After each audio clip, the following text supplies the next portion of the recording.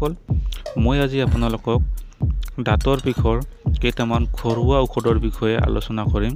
এইকেইটা আপুনি ব্যৱহাৰ কৰিলে দাঁত বিষৰ পৰা নিশ্চয় আপুনি আৰাম অনুভৱ কৰিব। এক নম্বৰ আছে আপোনাৰ দুটামান লং চবাই বিষাই থকা দাঁতৰ ওচৰত ৰাখক, আপুনি আৰাম পাব। 2 নম্বৰ আছে আপোনাৰ মধুৰিআমৰ কুমলীয়া পাত সিজাই কুলকুলি কৰিব লাগে। এনে কৰিলে আপুনি অতি সোনকালে দাঁতৰ বিষৰ পৰা আৰাম পাব। 3 নম্বৰ আছে আপোনাৰ বকুল গছৰ ছাল পুৰি এঙাৰ কৰি দাঁত মাজক আপুনি। 4 নম্বৰ আছে আপোনাৰ ফিটকিৰি আপুনি আপোনালোকে সকলোৱে চিনি পায়। ফিটকিৰি দি কুহুমীয়া পানীত কুলকুলি কৰিব লাগে। এনেকুৱা কৰিলে দাঁতৰ বিষৰ পৰা উপশম পোৱা যায়।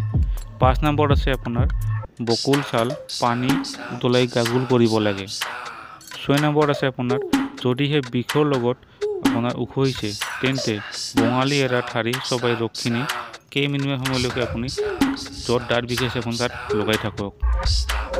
7 নম্বৰ আছে আপোনাৰ 5 টুকুৰামান নহৰু থেতালি লৈ তাৰ ৰস উলিয়াব লাগে আৰু সেই ৰসখিনি অলপ পৰিষ্কাৰ তুলাত ভিজাই লৈ বিষয়া দাঁতত লগাই অতি কমেও আপুনি আধা ঘণ্টামান লগাই থ'ব লাগে। তেতিয়া আপুনি দাঁত বিষৰ ক্ষেত্ৰত আৰাম পাব।